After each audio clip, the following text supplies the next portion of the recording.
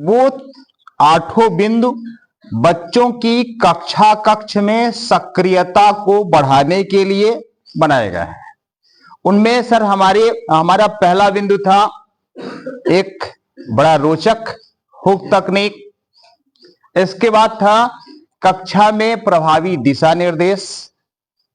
उसमें सर हमने आपसे गतिविधि कराई थी स्पष्ट निर्देश और एक अस्पष्ट निर्देश।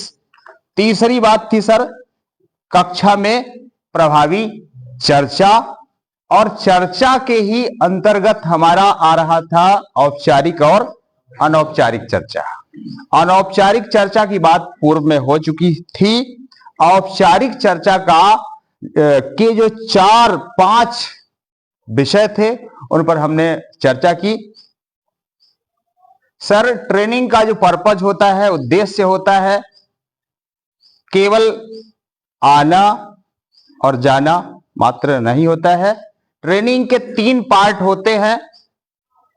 पहला कंटेंट, दूसरा डिलीवरी और तीसरा मोटिवेशन। मोटिवेशन एक महत्वपूर्ण वर्ड है सर, सभी विद्वतजन है।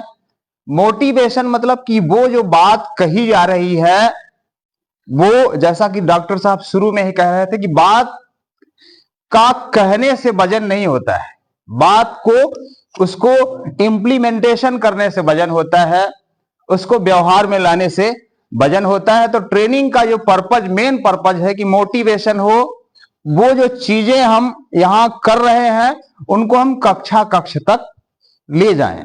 और ये जो 3 चीजें आई सर, ये कक्ष में बच्चों की सक्रियता के लिए बहुत ही महत्वपूर्ण है। ये हमारे लिए एक अच्छे शस्त्र का कार्य करेंगी। चलिए धन्यवाद।